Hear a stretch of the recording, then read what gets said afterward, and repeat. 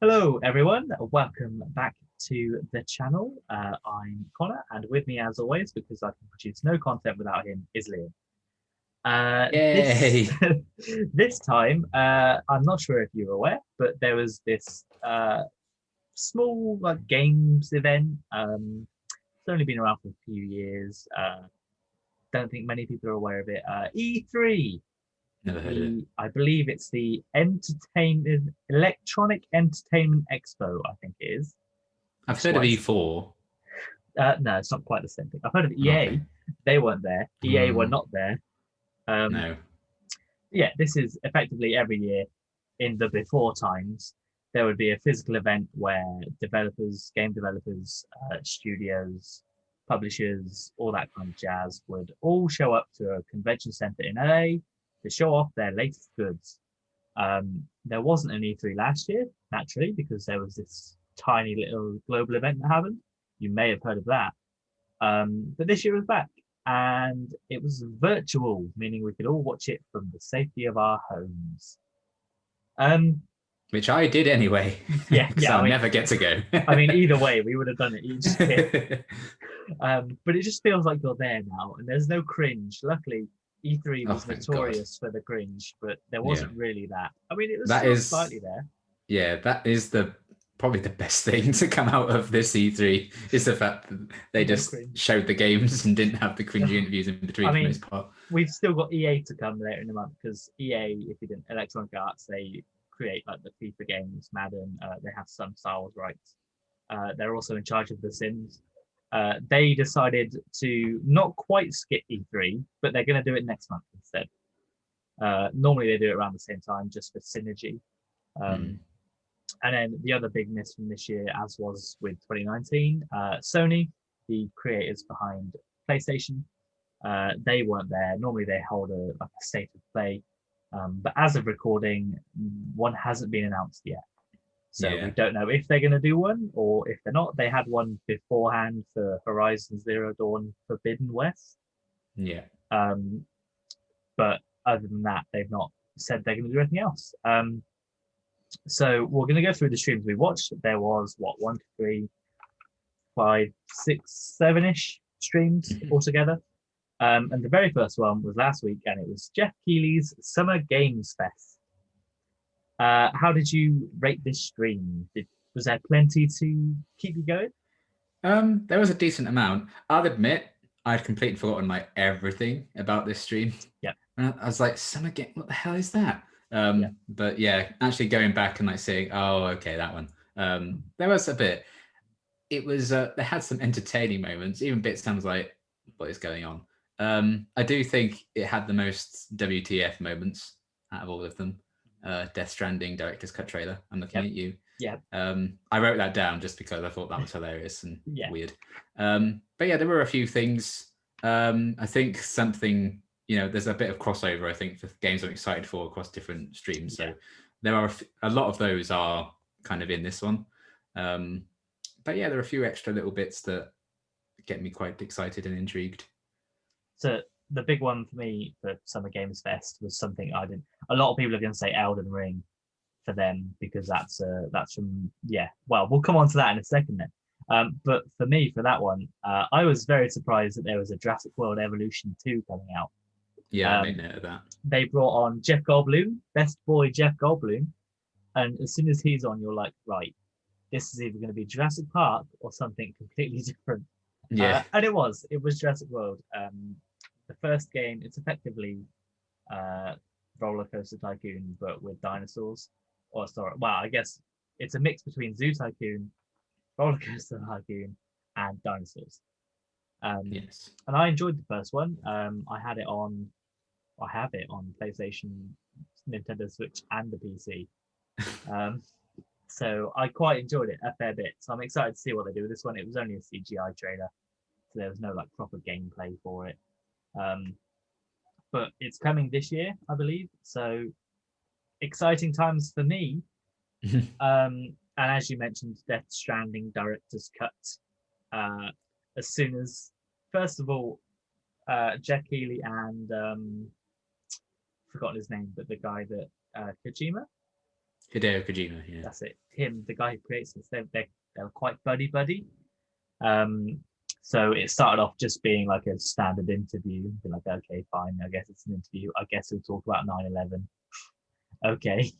And then he was like, oh yeah, by the way, I've got this trailer, and it was Norman Reedus of Walking Dead fame, getting into a box similarly to, I believe it's a reference to Metal Gear Solid, Yeah. Which I've never played. Yeah. And then it was like, oh, maybe this is a second Death Stranding. No, it's a director's cut. But what confused me is that Kojima created his own studio to make his own game. So how can he have a director's cut of his own game of his own studio? What else could possibly be in there? Like an even longer walk? Like, well, that's it. I mean, I didn't finish it. I know you finished it in the end, but I just couldn't sort of get into it. To be fair, I didn't. I actually enjoyed the game for the most part, but there's so much walking, and I feel like that's all he's going to add. Well, that's it. Is that I know that was a big criticism for it. A lot of people sort of didn't like it because they felt it wasn't great. I think it's gotten better now that there's more online elements sort of with it, and more people have played it. But yeah, I just don't get what because the director's cut, I'm like, oh, maybe 1 or 2 levels are missing. Maybe it's some more cutscenes, but I just don't get what he can add. Like I said, he created the game himself. There was no one above him saying you can't put this in. Yeah, it might genuinely be more cutscenes because there was a lot. Like you'd walk for about 2 minutes, and then there'd be at least a 7-8 minute cutscene. Yeah, especially right at the start in the tutorial. It was I think that's why a lot of people didn't get into it because I get it. Yeah, and then sort of the other things I pointed out was Tiny Tina's Wonderlands. I've never played Borderlands. No, it's always looked like it's something that intrigues me, but I'm never quite sure about the art style. So if you like Borderlands, it's this, but with fantasy elements, which does look quite cool and interesting. But if it's more of the same as Borderlands, I'm not sure how I feel. Then again, I might give it a go because I have no self-control. So who knows? It's true. And then if you're a fan of 2 Point Hospital, you're in luck because there's 2 Point Campus, which is like Zoo Tycoon, but but with students. Yes. Yeah, 2 Point Hospital is obviously, I think it's effectively the successor to, was it Crazy Hospital or something like that? I don't know. There's been quite a few 2 Point games, I think. Yeah, so effectively you're going to make your own university, college, whatever you want to call it, with a bunch of insane classes and whatever, which I thought looked quite interesting. I'm sure I'll give it a go when it comes to consoles. Yeah. But of course, the big thing from this stream, which I'll let you take the lead on, Elden Ring. Yay! I genuinely thought it was never going to come out. I genuinely thought like they've probably made like the first 2 minutes, and that's all that's happened. Because obviously this is the big game they've been working with George R.R. Martin, and he's like created the lore and everything for it. And it's been in development for a while. Many E3s have come and gone with like, this is the year they're going to show it off, and then we get nothing. They didn't even say like we're still working on it. They just don't mention it, which is why I was like, oh dear, this isn't happening. Because George R.R. Martin. So yeah, the fact that they ended on it as well, and it's like it's finally time. It's like, good God, and they actually did it. So I'm happy to be proved wrong because I think the designs and everything looks cool. Granted, I'll get stuck 2 hours in and then never go back to it, as tends to be the case with me playing Soulsborne games. I really wish I was good at them, but I'm not, because I do enjoy playing them when I can. And I imagine it will be the same case here. But I think it looks cool. It's very George R.R. Martin, granted. And I can't wait to watch people who are good at it play it. Is essentially what it's going to come down to. But yeah, I'm excited because it's such a thing of like hype for years. So to actually get a proper decent look at it, like a full trailer, a bit of gameplay as part of it, I think it's going to be an exciting thing. And even if Soulsborne games aren't necessarily for you, or maybe you can't get into them, or you're just not good at them,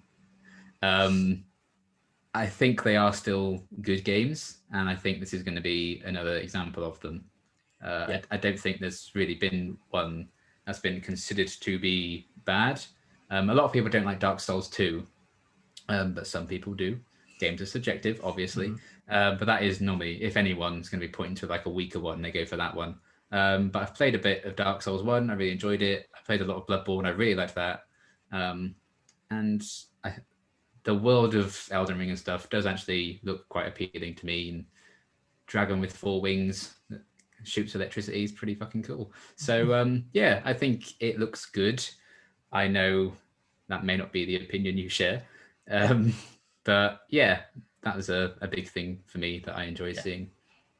Well, I mean, I guess I should have prefaced this whole thing by saying, obviously, these are our opinions. Video games, like movies, like TV shows, like books, are subjective. You know, you can like something somebody else hates. You can hate something somebody else loves. That's fine. Just don't say someone's wrong for liking or hating certain things. Yeah, some studios just aren't for you and don't do franchises you're interested in, which is certainly the case for me. So when we talk about like our worst showcase or our least favorite presentation, I think it means, you know, this isn't for me, not like the studio is bad, their games are bad. Yeah, exactly. And I mean, for me, for Elden Ring, while I like the look of it, to me, it just sort of looked like any other Dark Souls, Demon Souls, Bloodborne type game.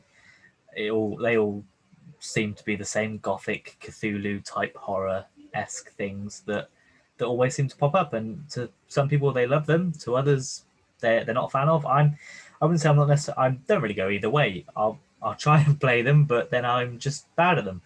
So it's not that I don't like them. It's just that I'm not good at them.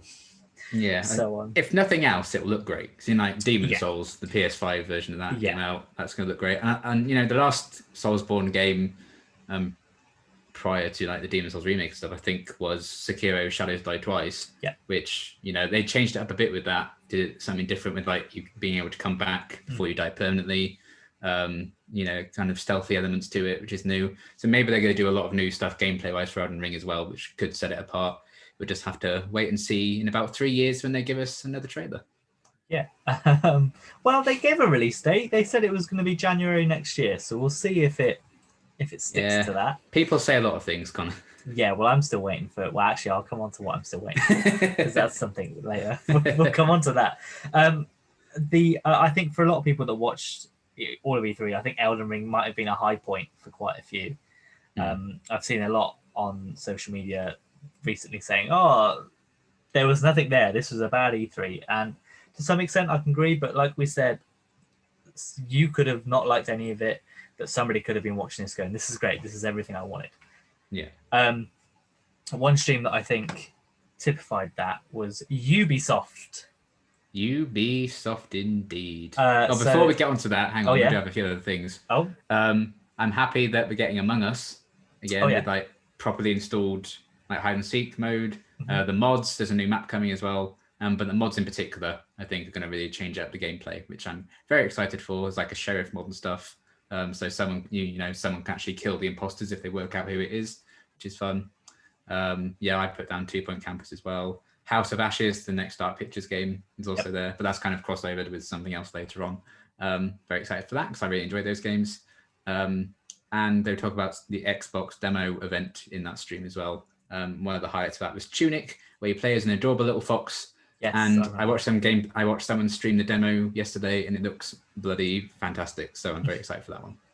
So, I think there was quite a few indie type things in this stream because I think Summer Games Fest is quite new to the industry. Because obviously Jeff Keighley, a former journalist in the industry, is the mind behind the Game Awards.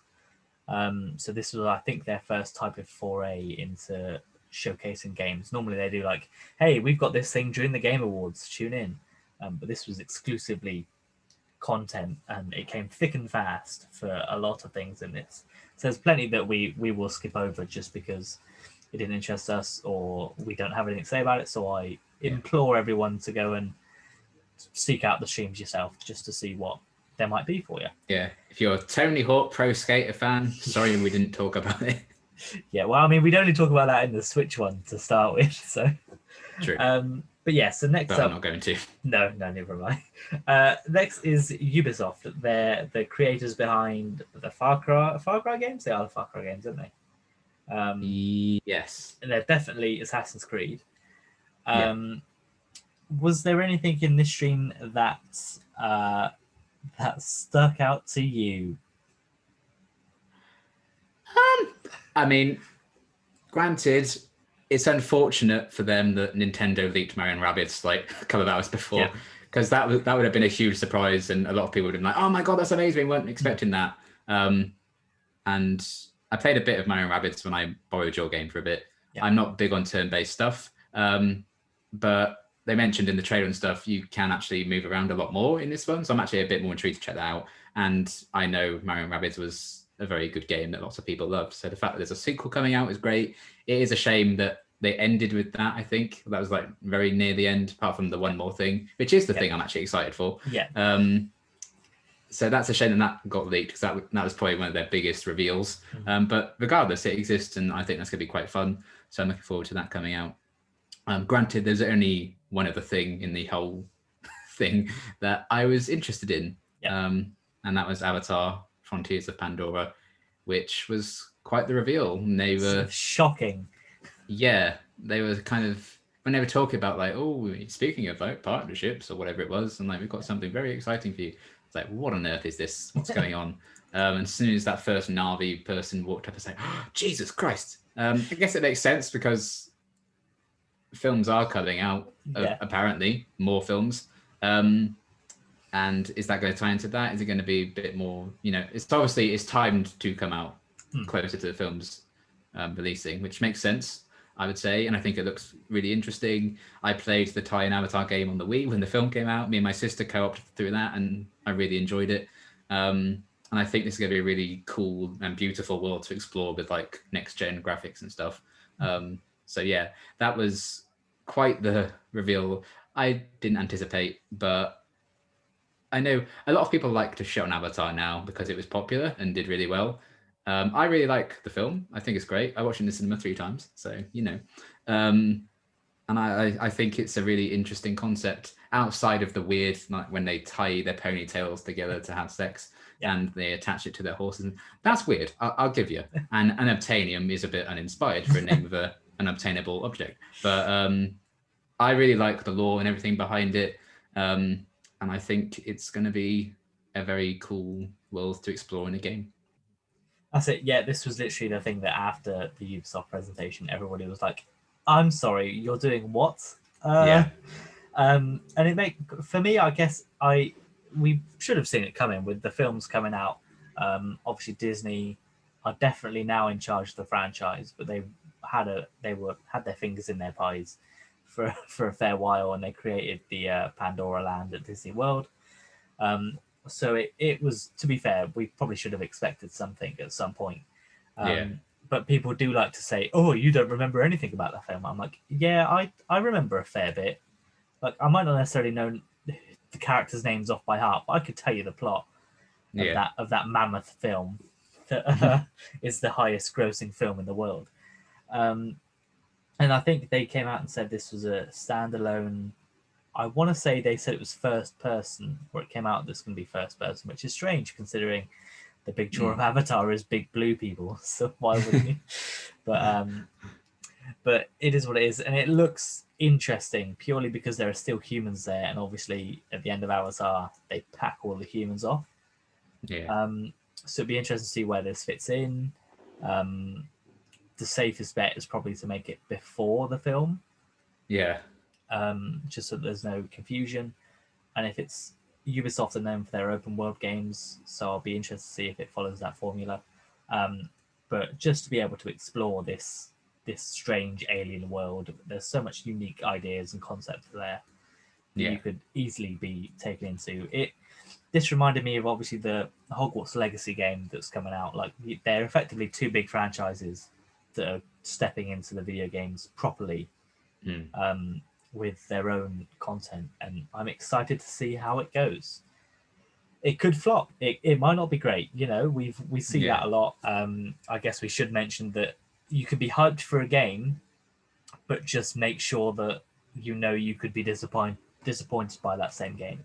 I also think that's the problem with E3. Everyone gets like Yeah. way into like all the announcements and stuff, and like every single time you'll hear people say, "Oh, that was disappointing." It's like, well, that's on you. That's not on them. Yeah. So Unless it's Cyberpunk.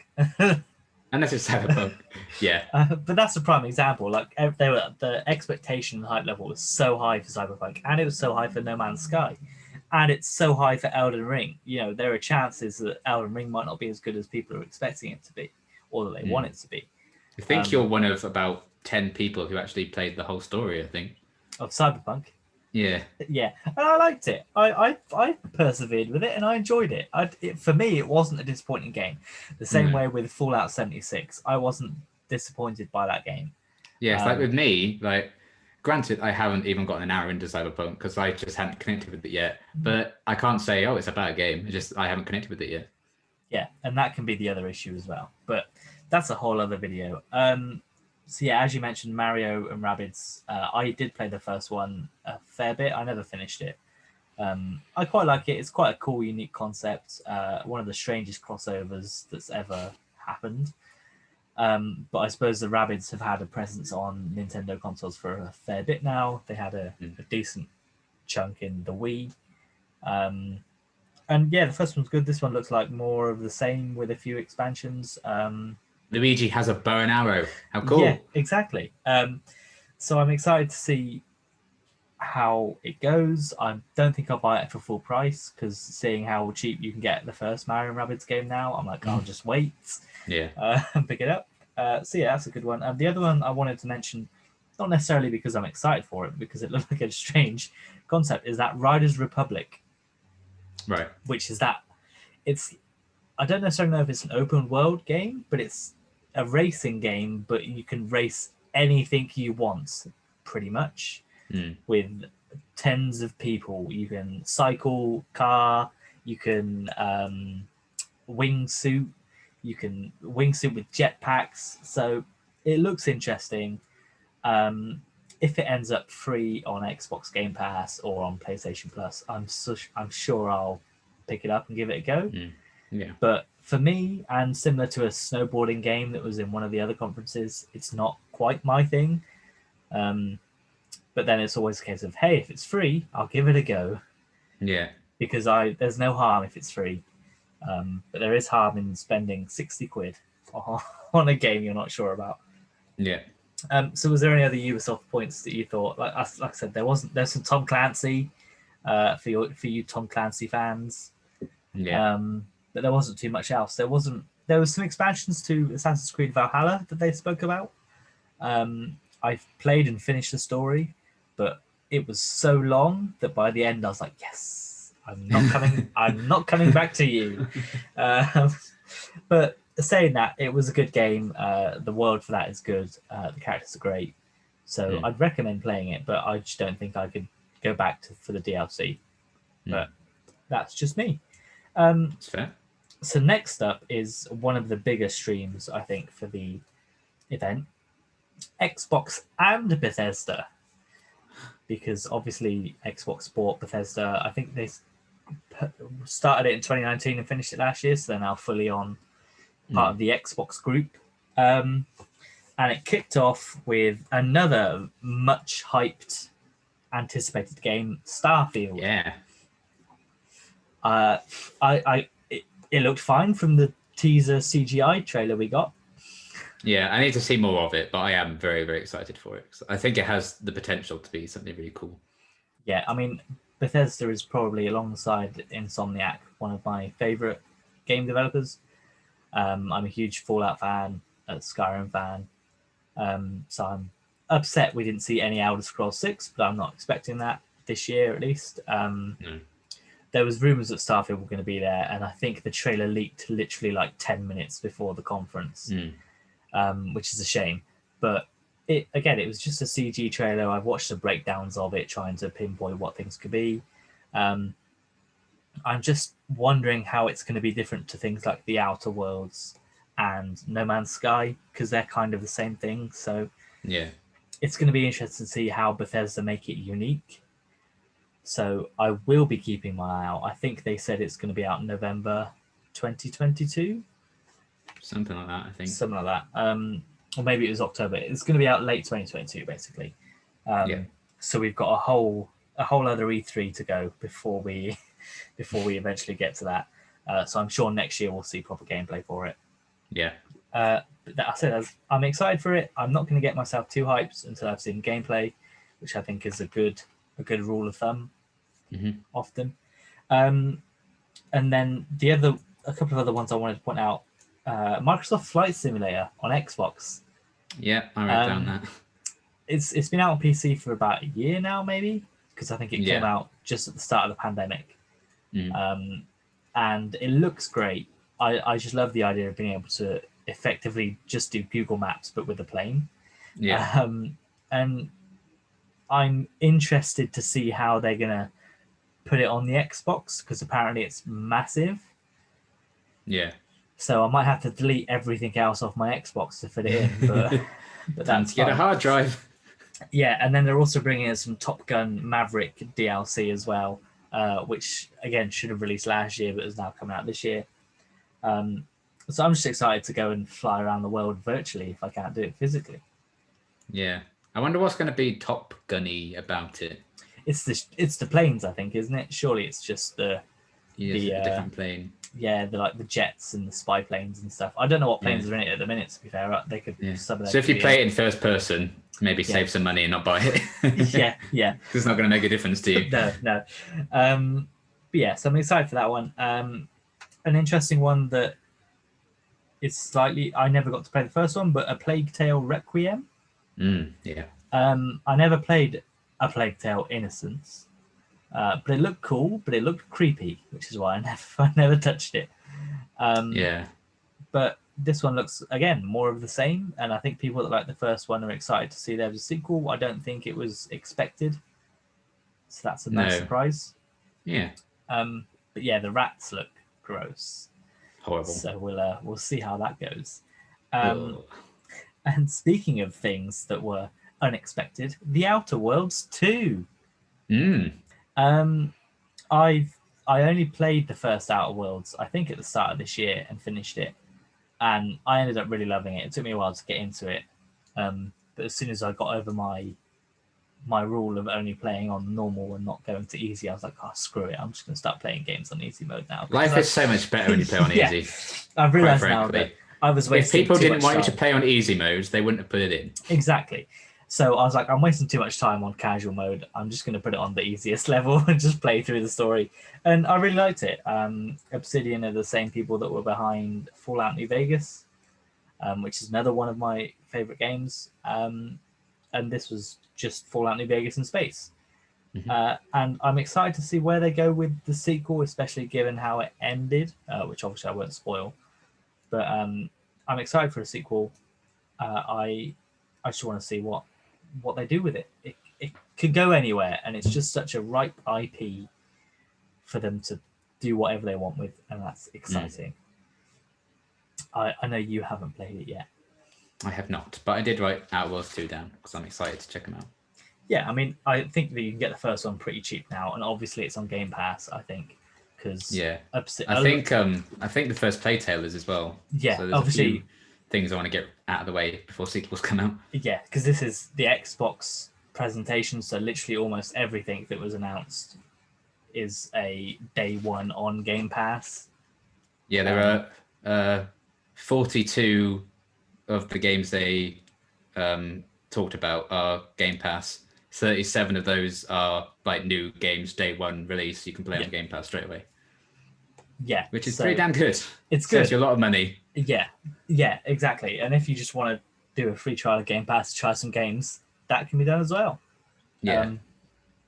So Game Pass is great. I mean, the price is probably going to go up with the amount of stuff they're adding to it, but I'd say it's still value, at least at the minute. It's still going to be considerably less than if you wanted to buy every single game you like the look of. Yeah. And then the final thing for me at Xbox is the Pirates of the Caribbean Sea of Thieves crossover. Yes. Which again was another one that everyone went, hang on a second. What?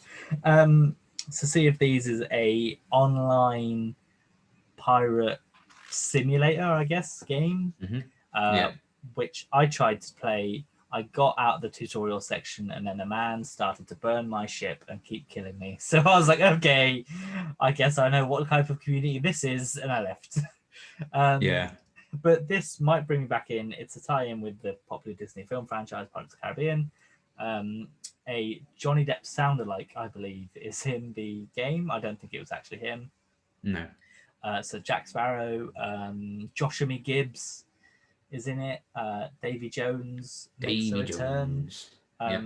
So I don't know. It's strange. It's been a long time since we've had some Pirates of the Caribbean content, and I'm intrigued to see how it goes down and how it's received.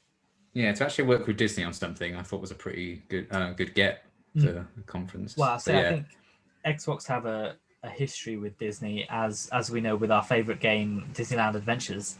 Hell yeah. Because that was an Xbox exclusive. But I don't know why it's so good. Everyone should play it. That game. So many hours of my life. So yeah, it's going to be interesting to see how this works. I think, to be fair, you could play as in the Pirates of the Caribbean world in Kingdom Hearts 3, just gone. So they've been and there was Lego Pirates of the Caribbean. They've had loads of games before, but this is a unique story, I think, for Sea of Thieves, and it's a proper storyline as well. It's not just characters and ships and stuff. So I might actually have to put in the hours to try and get there with this, because I can't imagine it's for low-level players. So, and it's free as well. That's the main thing. It's a free update to the game. Yeah. So and it's out in like a few days. Yeah, if it's not out now, when this video or when we're recording, it's out very soon. The same with Microsoft Flight Simulator. That's out in July. I think it's 22nd of June, I think, the Pirate's Life. Yeah, then that's within a week. Yeah, it's like pretty the next week, which is... Yeah. Microsoft Flight Simulator is out next month. Outer Worlds 2, I don't know if they said when it was going to be, but I have a feeling it's next year. Yeah. And again, Starfield was late next year. So are there any other interesting points you picked up for Xbox and Bethesda? Oh, yes. So now I'll repeat the ones that you talked about, but I'm excited for as well. Starfield, Outer Worlds 2, Microsoft Flight Simulator, Sea of Thieves, Pirate's Life, Plague Tale. Is that everything? Yeah, that's everything you said. Now, my ones. Halo Infinite is the first, another big one that will come out eventually, I'm sure. Maybe. Either way, if that's when it does come out. I mean, they showed a lot more of it off than they ever have in this one, so that gives me hope that there is. And they've got they've got their multiplayer thing coming out soon, haven't they? So that's true. That implies it's soon. They've been developing that quite a bit. Yeah, I'm very excited for that. I love the Halo series. Halo Reach is easily in my top 10 favorite games of all time. Bloody love that, and I've been playing through all the older ones as well to make my way to get ready for Infinite. And I really enjoy it. I'm not a big first-person shooter player, but there's something about Halo that just grabs me. I really like the world, and I really like the characters quite a bit as well. So I think that's why I'm particularly excited for it, because I don't normally get excited for this genre of games. So very excited for Halo. The big thing at the end for their whole showcase as well was Redfall, which is their big thing that they're working on with Bethesda, etc., and like the developers of Dishonored, blah blah blah blah, which it has vampires in it. So I'm on board essentially. Again, we're going to need to see a lot more of it and some proper gameplay and stuff. But just appearance-wise, aesthetics-wise, it looks fantastic. I really like the idea of the vampires being included, like shooting the vampires. We'll see how that goes. Vampires with guns, we'll see. But regardless, I think it could be quite an interesting title, because I've recently got into like games like Dishonored, etc. So if it's a similar kind of vein with that, that'd be great. And vampires like veins too. So there's that. We also got some updates for Grounded, which is another game I really enjoy just passing the time with, even if the spiders are terrifying. So I enjoyed that quite a bit. Hades, I know there's been a lot of hype about that game. It kind of exploded in the past year, probably thanks to the pandemic. So every cloud, I suppose. A lot of games kind of had that. Among Us being one of them, which you already mentioned earlier. I haven't played Hades myself. Phasmophobia is another big one that kind of exploded, but I've heard really great things about it. Looking at the gameplay, I would I think be intrigued by it. and the fact that it is just coming to Xbox and it's going to be on the Game Pass, I can give it a go. And if I don't get on with it, I uninstall it. So simple as that. And then 12 Minutes is the other thing I'm very excited for. That looks like a very unique kind of game. You know, William Dafoe is in it, James McAvoy and Daisy Ridley, 3 actors I'm a big fan of. So I'm looking forward to seeing what they bring to that whole kind of thing. I think the gameplay looks quite interesting. Party Animals also looks a lot of fun. I've seen some people stream this recently anyway, and it is wild and funny, and you can like, you know, cut your friends in half and throw them off spaceships as little animals. So it's all fun, very well and good. You know, there's like a whole submarine level where there's a sinking submarine that you're trying to wrestle people off. It's very Gang Beasts, but with like better graphics and fur and stuff, and animals. And I love Gang Beasts. It's so much fun to play, and I'm sure that will be in the same vein as that. Slime Rancher 2, I also very recently got into Slime Rancher. That's very adorable, very chill, relaxing game for the most part, granted.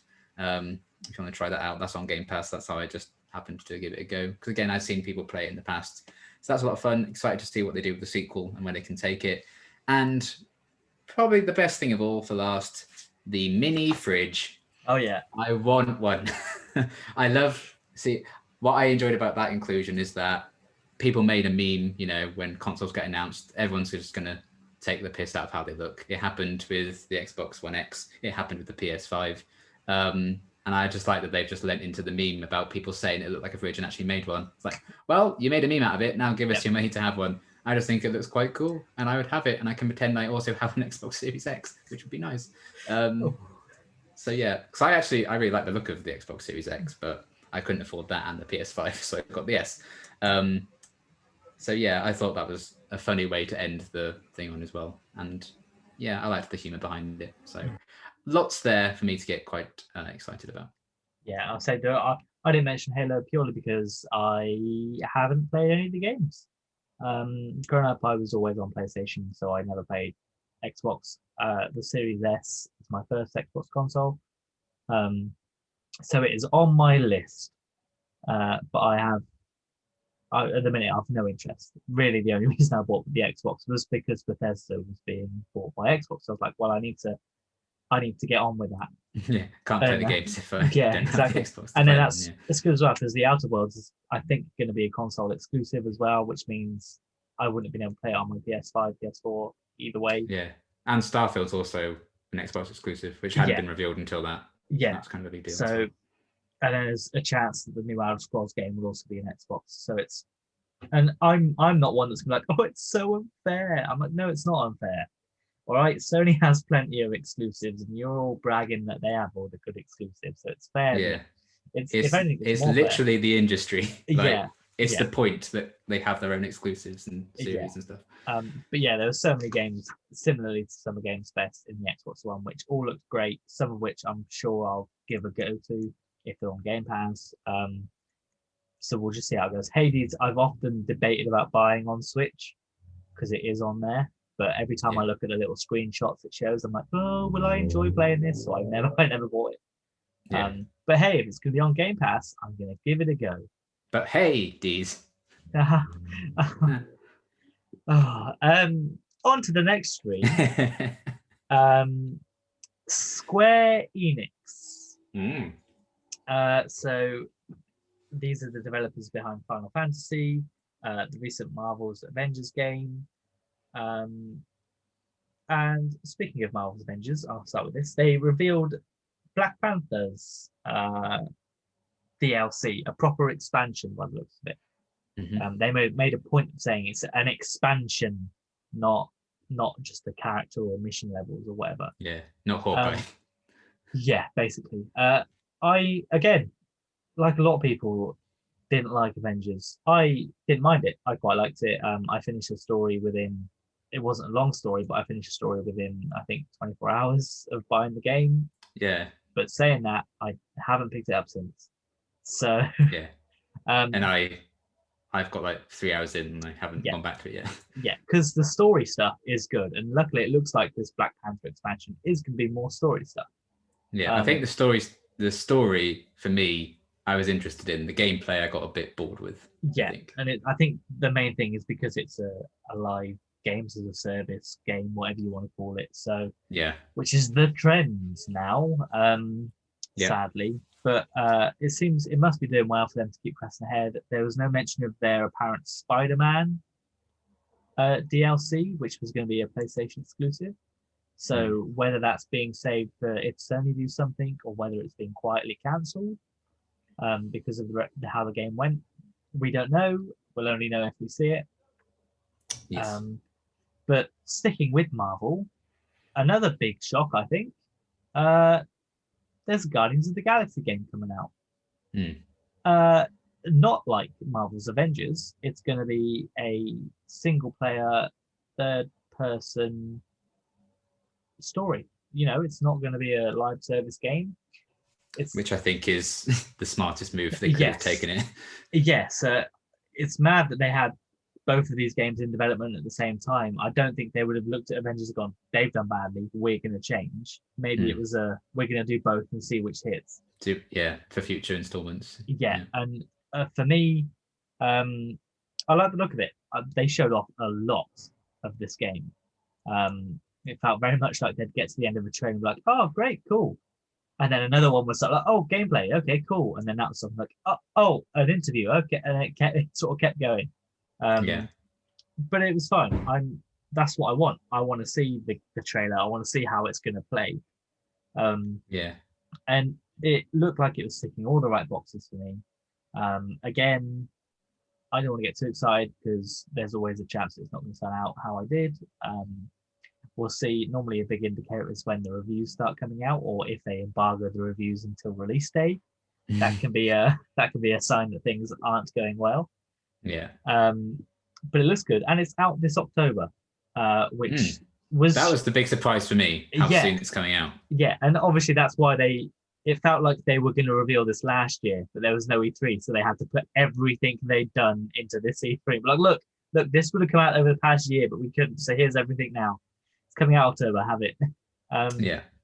So it looks good. I'm excited. Unfortunately, that's probably the only thing in the Square Enix conference that proper did well. I think that's why they spent so much time on that, because I don't think they had all that much other stuff to offer. Which again, pandemic, it's cool, it's fine.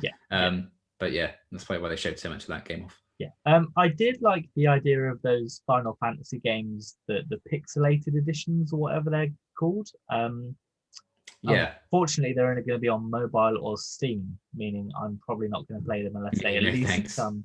If they come to Switch, which would make the most sense because that's the middle ground between the two. I'll play them because I'd love to play all of them because I haven't before.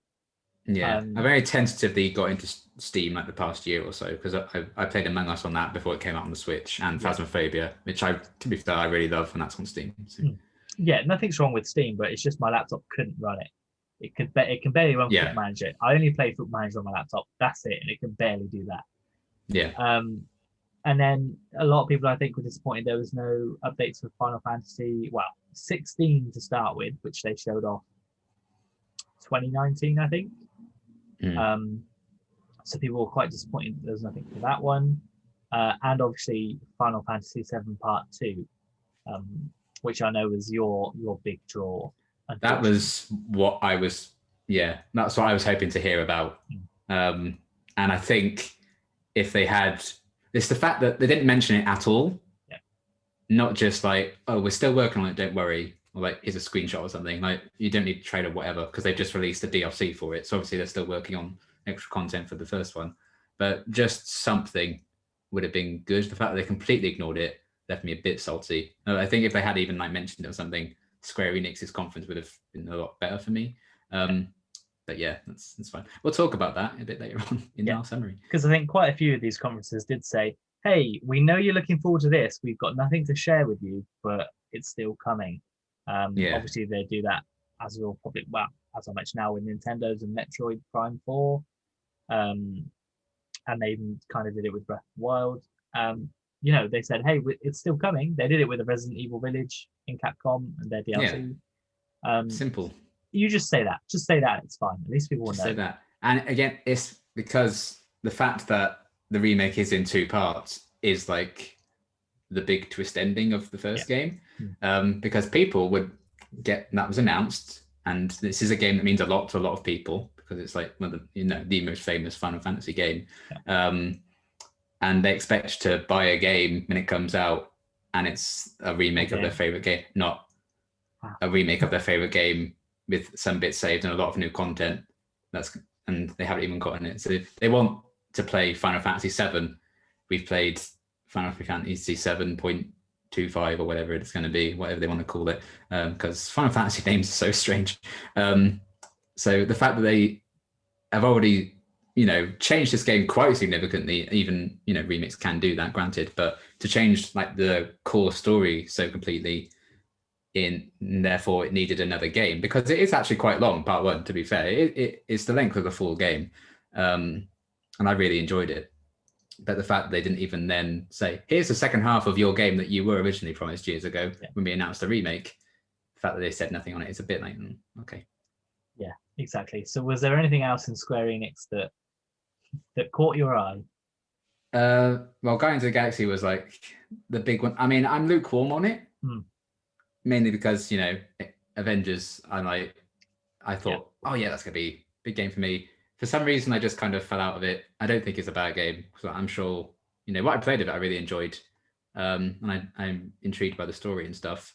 I just got a bit bored of the combat, and it didn't feel as different between the characters as I kind of would have wanted, and a lot of the online stuff and all that. I was just like, I think I remember. I mean, like, you get to a point where you recruit Iron Man again, and then you go back to the helicarrier and you speak to an agent. She's like, "Oh, here's your daily missions and stuff you complete." That completely took me out of it. I was like, "Oh," and that's the moment I was like, "I don't think I'm going to go back to this anytime soon." And what I saw of like the gameplay with Guardians of the Galaxy, I think it might be a bit basic again. The fact that you're just playing a Star-Lord, I guess, is a choice, but maybe commit to that and not be like, but you're also in the middle of a battle, you're like in the middle of a move, pause and like tell Gamora what to do, which I feel like it's going to be quite clunky, maybe.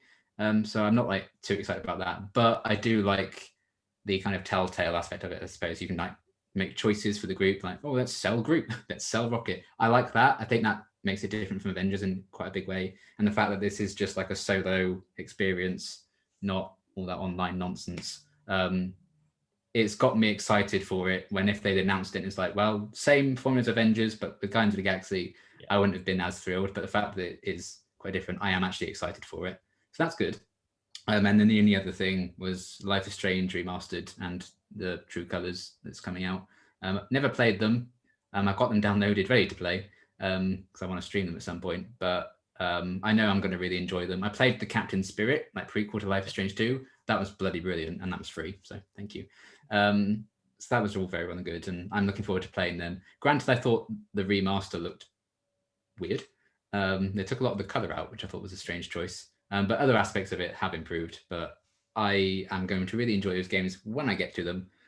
So the fact that they are, remastering them, you can make them a bit more accessible to people, I guess, in next gen consoles. They're still working on new stories like True Colors. I'm excited to play them eventually. Yeah, the first one is downloaded on my PlayStation, ready to play. I think I bought the season pass for like £3 last week, something like that. Because it was on sale. And then I guess this will also link into the next stream. It's also coming to Switch as well. Link, did you say? Yeah. Yeah, so Life is Strange is also coming to the Nintendo Switch, which is our next conference and the last one of E3 for now. I won't beat around the bush because the big thing I think that everybody wanted from this was a Nintendo Switch Pro. I think, but the second big thing, the second biggest, was Breath of the Wild 2. What's that? Sequel I must have missed that one. To the 2017, 16? 17 Breath of the Wild game. It's been in development. They first revealed it, 2019, 2 years ago? Yeah, it's the last E3. Yeah, so it's been in development for a while. It's still not out yet. They're aiming for 2022. But yeah, what did you think of that then? This was, out of everything in E3, I just wanted an update on this. Like, I understand like pandemic and stuff, they would have been a lot further along. So I was like, just give me a title or something. Give me a release window. We've got a release window and we've got a full-on bloody trailer as well, which is all I needed for E3 to be a success in my eyes. So I got that, and literally the very last thing they revealed, because of course. I will say, like Nintendo as a whole, I think if you're not a Mario or Zelda fan, I can understand you might have been a bit on Nintendo overall. But actually, there was a lot outside of that I'm excited for. But Breath of the Wild 2 was obviously my big thing. Breath of the Wild is my favorite game of all time. Bloody love it. I've got a little Zelda and Link back there. Yeah, I just wanted something. And they've even said, we can't reveal the title because it's kind of spoilery. So we're not going to get that for a while yet. They said that today. I think they announced that. So fair enough. So I'm looking forward to that. But, there's a whole things in the sky and Ganon's corpse maybe, and Zelda fell down a pit, but she might have just fallen into like a Twilight Zone realmy kind of thing, which is in Twilight Princess. So maybe the rumors that you can play as Zelda are still true. They just don't want to show that side of things off. So maybe you do play as them, get back and forth between them both. It's actually called Legend of Link. Legend of Link, Zelda's Awakening. Yeah. Mind blown. I'd be alright with that, actually. Yeah, we're calling it now. It's online. So yeah, that could be the case. That'd be fun. I do hope Zelda falling down the pit is not an indicator that they've just sidelined her for an entire game again, which they have done in every single game ever. Granted, I would like them to maybe change it up at some point. But either way, we are revisiting a world that I really loved. I haven't had a video game experience like when I played Breath of the Wild for the first time. I just fell in love with it instantly. There's always a moment, I think, when you click with the game, that, and it's a great feeling when you find that, okay, I get this game. I had that from the first second, which I've never had before. Maybe never will again. We'll see. But there's new gameplay elements, obviously, with like the cities in the sky, which is very Skyward Swordy. So you can see why they remastered that. So people are familiar with that before it comes out. Link's got an Infinity Gauntlet, which causes him to do some cool powers, and he can turn into like water and climb. And the fact that they're doing like different means of traversal, I guess, is a natural extension of Breath of the Wild, which for the first time you could climb things in a Zelda game.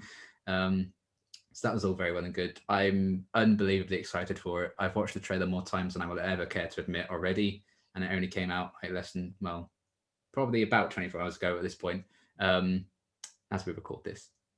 But yeah, I am very, very, very, very, very, very, very excited. I love it. I can't wait. Give it to me now. Yeah. And that's not the only Zelda goodness we got. And that would have done me plenty. But yeah, love it. Yeah, I mean, for me, I think watching that, I was like, hey, great. This looks great. I think the only concern I have is that it might be more of like just back in that same place. For a sequel, I'm hoping to get more of a different place. You know what I mean? I think that's what they're trying to do with like the bits floating above, and if like the Zelda Twilight thing as well, that's a completely different kind of it's basically the Upside Down. But the fact that they're using the same engine and stuff,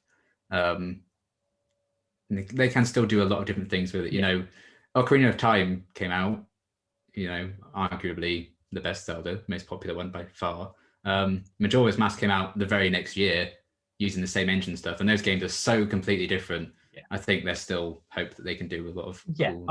I have no doubt that Nintendo can make a great game with this. But as we've mentioned a number of times already, I need to see a little bit more gameplay, I think, for me to be fully on board, because it took me a while to get into Breath of the Wild. I had almost the exact opposite. It did, yeah, that's true. Opposite issue. I bought the game when I first got my Switch, and it took me about a year to finally sit down and properly play it. Yeah. But once I played it, I loved it, and I've gone back to it a number of times. So I can't really complain. I'm excited to see where they go with it. And next. There's probably not going to be any Rivali in this one. I bet he's a jerk. There will be. Probably. He probably still has his powers, but still. And as you mentioned earlier, there was more Link. Again, not much of it excites me. But a lot of it excites you. Nom. Are you gonna get the Link Game & Watch? If I can, I will try. When they did the Mario one, it sold out in like 10 minutes, and then people were just flogging it for God knows how much. So I'll give it a go. If I don't get it, I'll be sad for about a year. and then I'll try and move on with my life. Breath of the But it'll Wild never 2 be, will come out, so but it'll never be quite the same again. yeah. But I love the idea of it. Obviously, you can play Zelda 1 and 2 on the online Switch thing with all their old games. So I've had experiences with it, but I think that would be quite fun to have it on the handheld thing. And I loved the Link's Awakening remake they did. That was fantastic. So the fact that you could play like the original on that as well would be a lot of fun to experience that. And I probably know about what to do because I got very lost playing Zelda 1 and I died a lot. So yeah, I think that looks great. You could, I don't know, anything that doesn't even remotely interest me. You put a Zelda logo on it, I'd be interested in buying it. Like you could sell me Zelda tampons if you wanted to, quite frankly. I know they would never do that. That's your birthday sorted then. I mean, if you can find them, I'll be genuinely impressed if I got them. I don't think that's a thing that happens. Well, maybe Etsy. in Japan. Etsy has everything. Yeah. That's true. Japan. Yeah, Japan. But yeah, we did have that. And then the other big Zelda news was the Hyrule Warriors DLC, which is coming out fairly soon as well. And that game is great. If you do enjoy Breath of the Wild, it's the story of what happened 100 years prior that caused Breath of the Wild to happen. It's really good. Some really interesting, different kind of story elements in there. Some cool plot twists. Rivali's not too bad. He's actually quite fun to play as. So that's a big deal. That's something over Breath of the Wild, as far as I'm concerned with that. But yeah, I love Hyrule Warriors, and getting more of it's going to be a lot of fun. So I'm happy with that. Yeah, I haven't picked it up yet, just because I'm not sure if I'd like the combat style for it. But again, if it gets cheap enough, which it never will, because it's a Zelda game, so they're never going to... It's surprisingly satisfying, because just like the standard Hyrule Warriors that came out like a couple of years ago.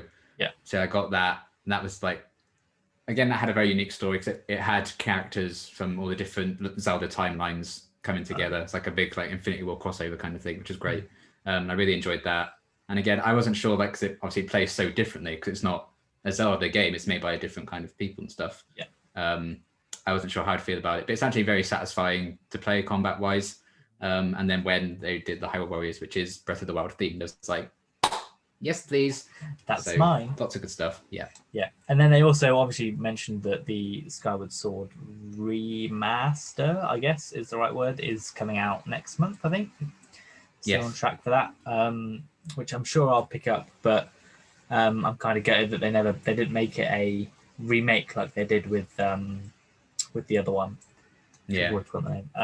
Link's Awakening. That's it, yeah. Because I really like the style and the gameplay for Link's Awakening. I think if they ever do that again, I think it would be like the older Zelda Link stuff. 1, literally. Yeah. But yeah, because I think I've kind of been burnt a little bit with Nintendo just putting out remasters.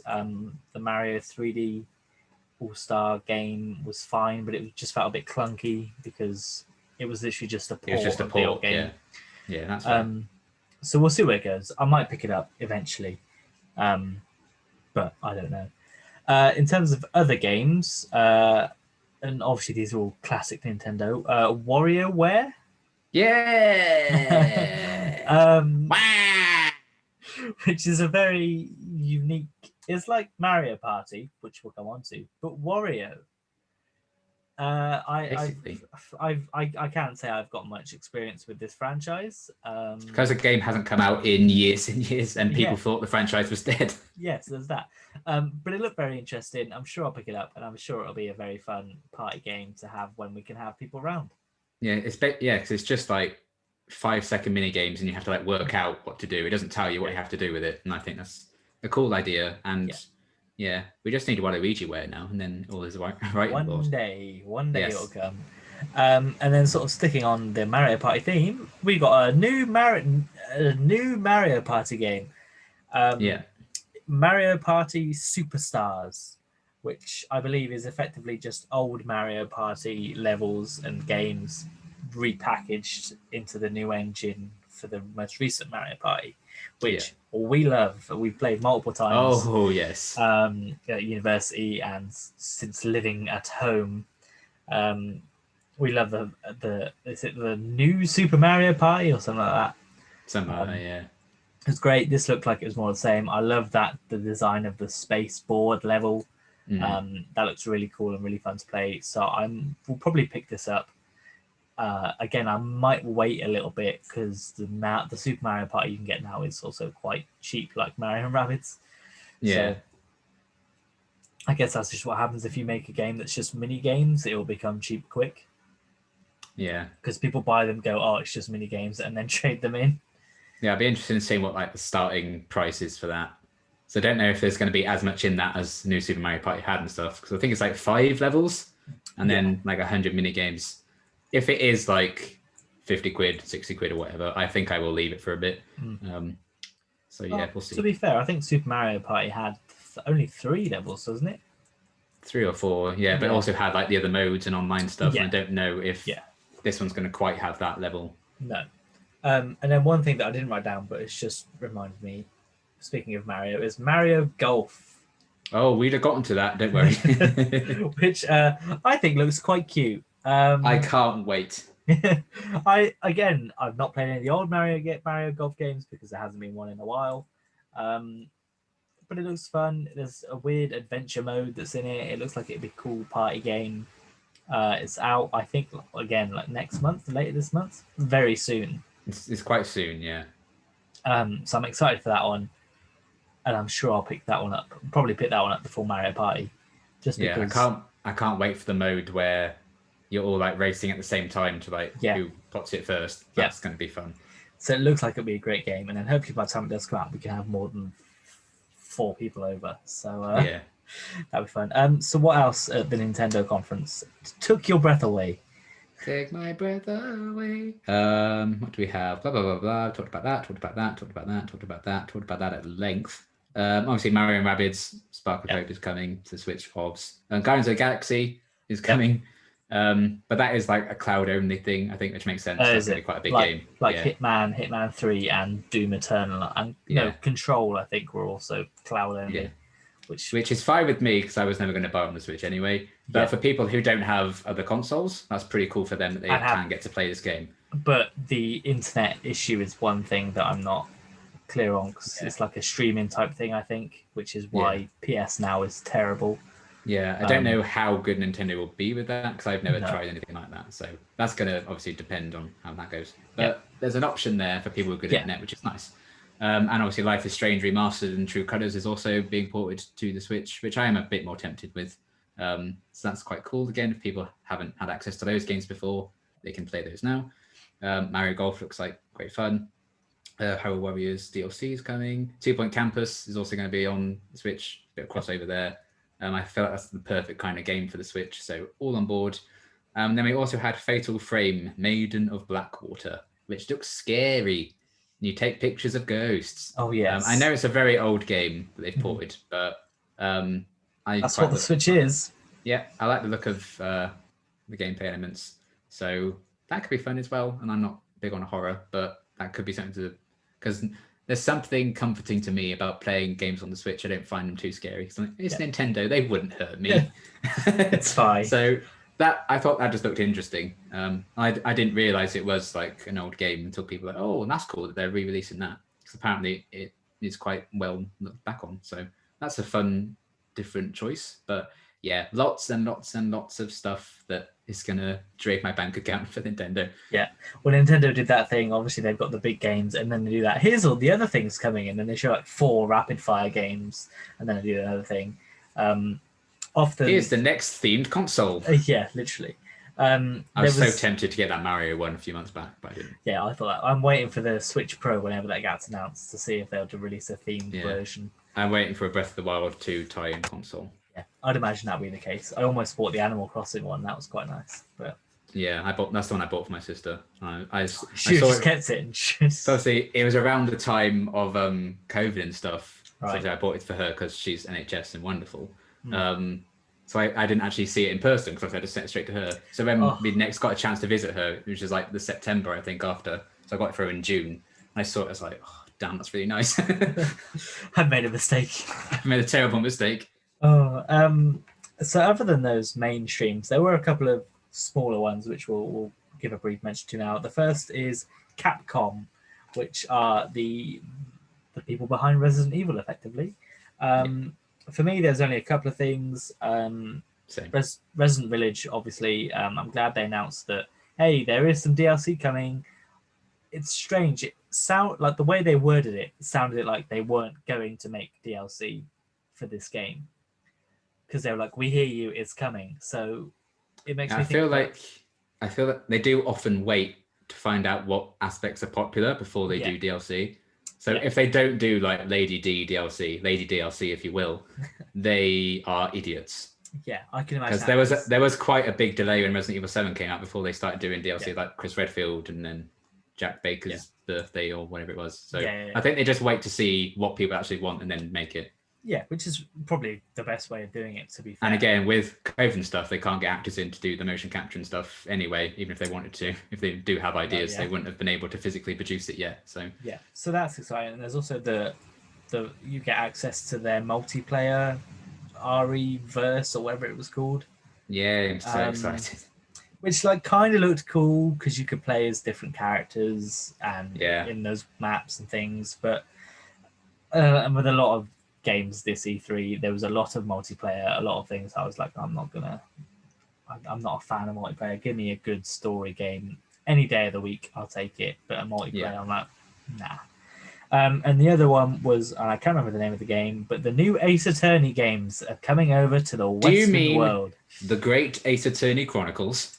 That's it, and you can join Sherlock Holmes as you've Sherlock never seen him Holmes. before. Yeah, but yeah, I mean, I like the first Ace Attorney trilogy that they ported to the Switch. I haven't finished them, but I enjoyed them. Yeah, they're so good. And it's no Professor Layton, which is what I was begging for. I I always want.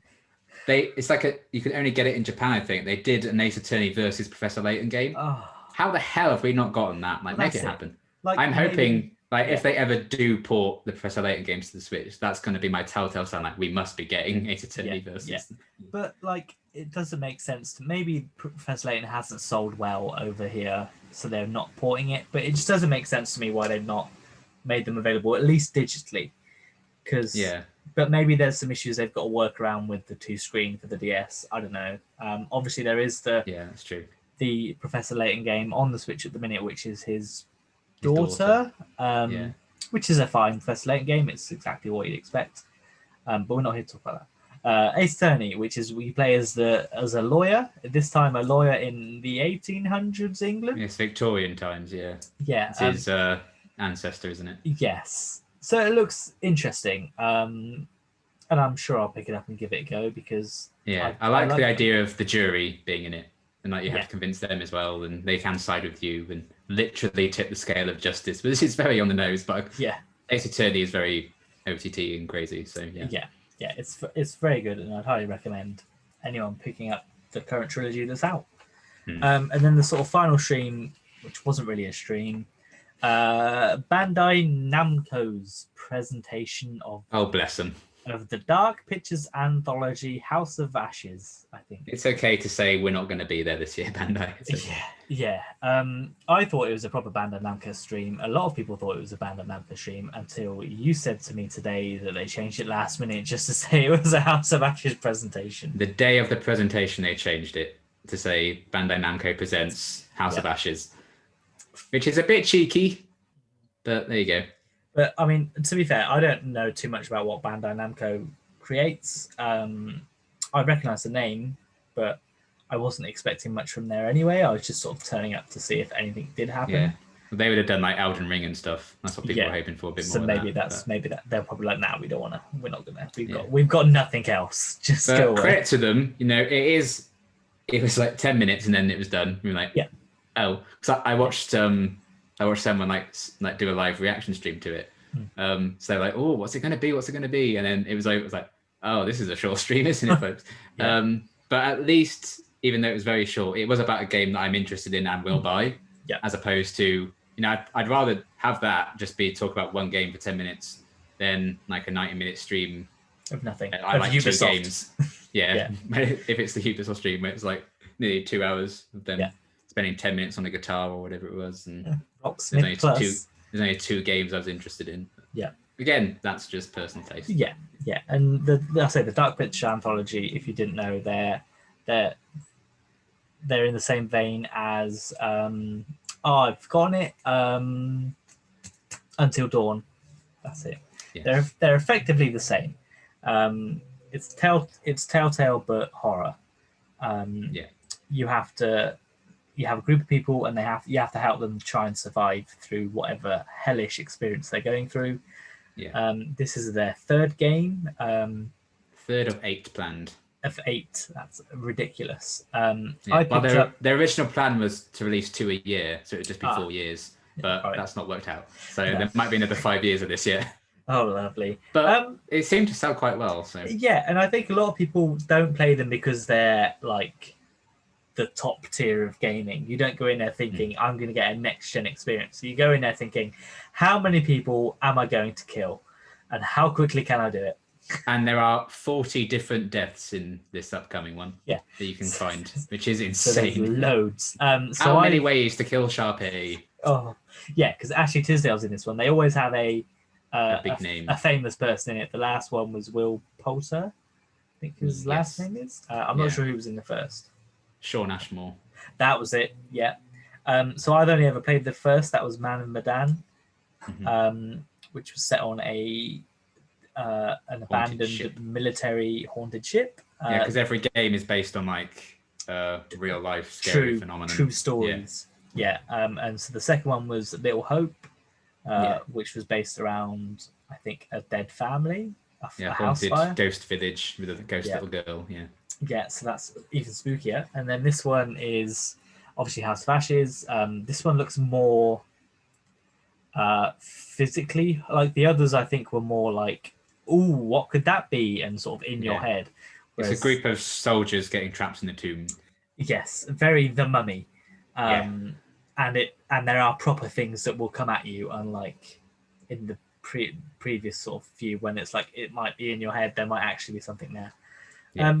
So I'm interested to see how it turns out. I'm sure I'll pick it up eventually, because they're never normally that expensive anyway. No. They're not like a 60 quid game. They're normally around 30, 40. Yeah, and if I had friends, like more friends, I'd love to play like the story mode where you can like you choose a character each. That'd be a lot of fun, I think. That's a cool mechanic. But yeah, we don't have friends. Unfortunately, pandemic when the second one came out certainly didn't help that one. No, and I played the first one by myself in my living room. I was like, I hate this, but I'm playing through it. So yeah. But yeah, so that was sort of Bandai Namco's very brief stream, and that's been it. Really, it seems like we've chatted for ages, but there wasn't really. I guess there wasn't that much. But we were missing the big hitters, EA, Sony, who do have obviously quite a lot under their belts in the first place. EA are having a stream in July, so it'd be interesting to see if we get any news on any Star Wars games. A lot of people are hoping for Star Wars Fallen Order 2. I know I am. I definitely am, and they teased the mobile game that looks cool, so I want to get more info on that. Obviously they do The Sims, so I'm hoping for a Switch port, which might never come. But that's a while away yet. So after that, we've got some awards, I guess we want to give out, which we'll go through now. So the first is voting lines are now open. Yeah, literally. So what was your biggest surprise of E3 2021? My biggest surprise, I mean, I was torn between two, but they're both on the same stream, so it counts.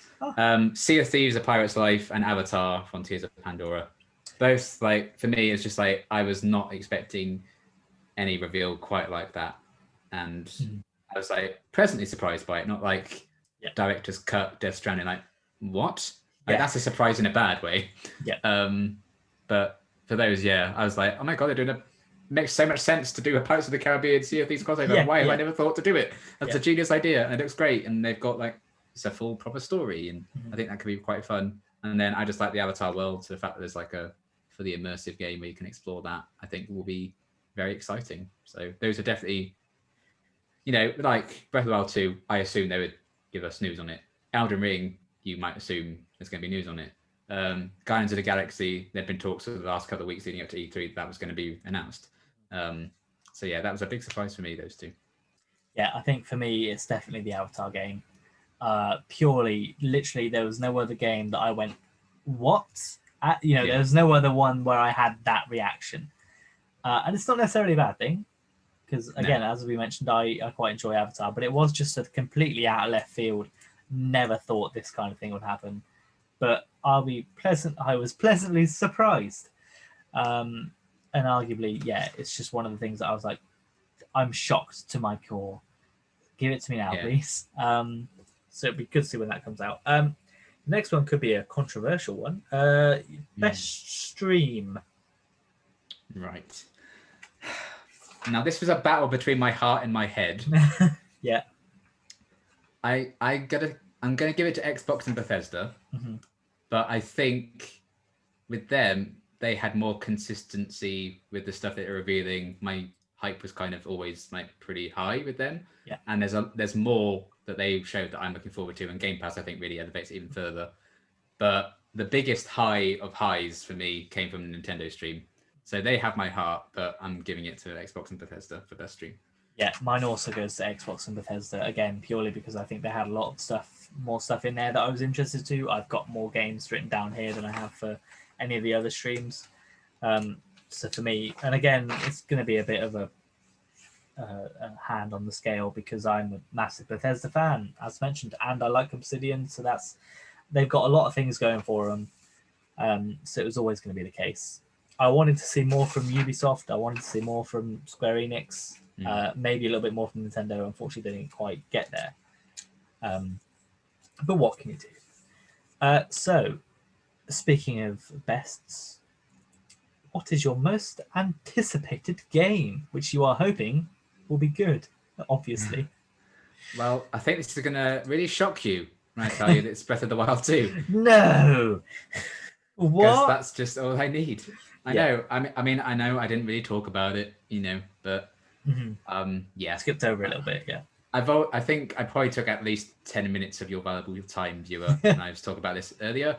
So I'll just say Breath of the Wild 2 and leave it at that. Yeah, fair enough. For me, and I guess this one came as a surprise to me when I sort of off the top of my head, Jurassic World Evolution 2.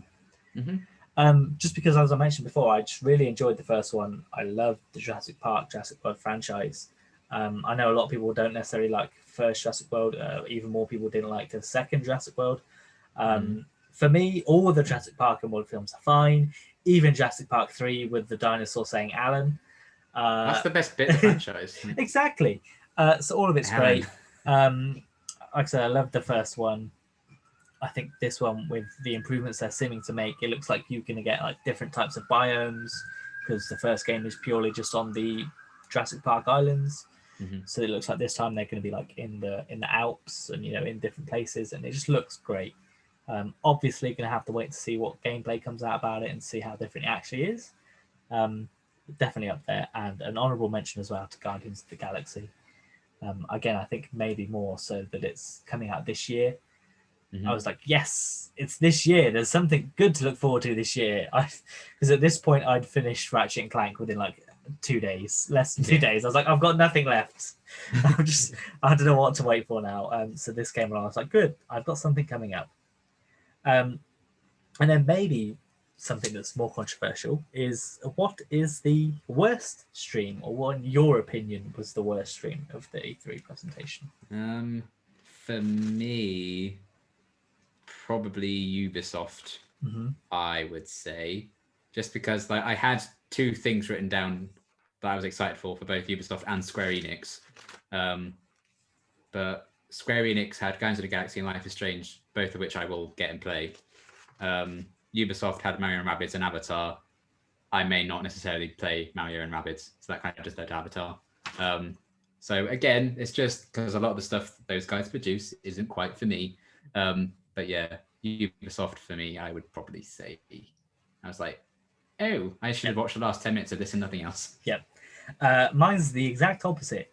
So mine is Square Enix, purely because I will play Avatar and Mario and Rabbids. I'm less likely to play the DLC for Marvel's Avengers, and Life is Strange I already have, so I wasn't too fussed.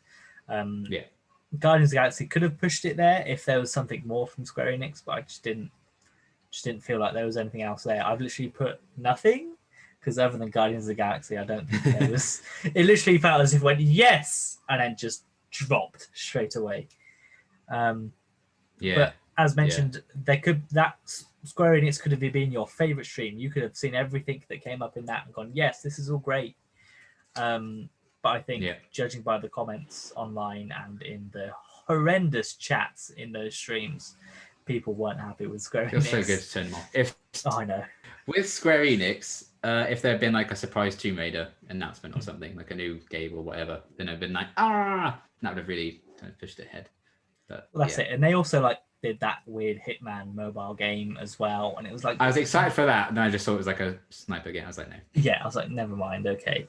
So the Square Enix had potential, but I don't think it hit that for me. And then something that is definitely very personal. What is your biggest absentee? The thing you were hoping to see but didn't show up at all? Final Fantasy VII Remake Part 2. Not even.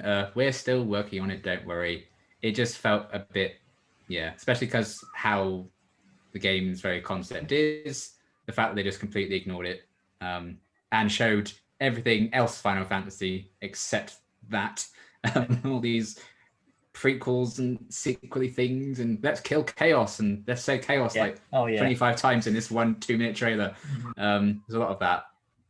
It's just because they gave us so much Final Fantasy stuff, but not that. It's a bit odd to me, and I'm sad. Yeah, fair enough. For me, and I think I can top yours even further, Lego Star Wars: The Skywalker Saga. Why am I surprised? This game was announced in 2019. It was supposed to come out. It's supposed to come out in 2020. It was delayed naturally because of the pandemic to spring 21, and then they delayed it again indefinitely. There's not been another release date for this game.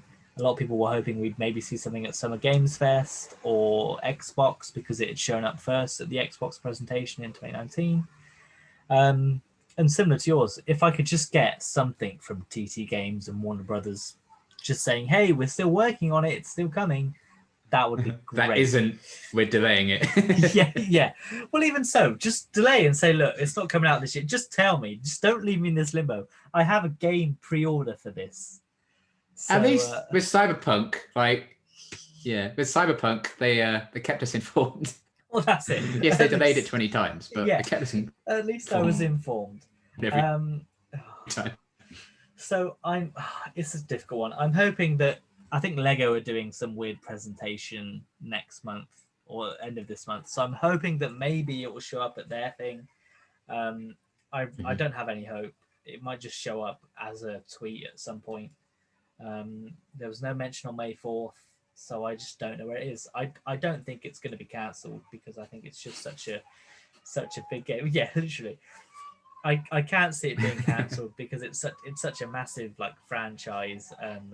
Everyone loves the Lego games. Lego Star Wars is iconic. So it would make no sense to cancel it. But the lead designer also left at the start of the year, so it just doesn't. Nothing feels good at the minute about it, and I don't know. It was a long shot. It would be at E3. So could you say this Lego game's falling apart? Yeah, it is. It is. I just want it.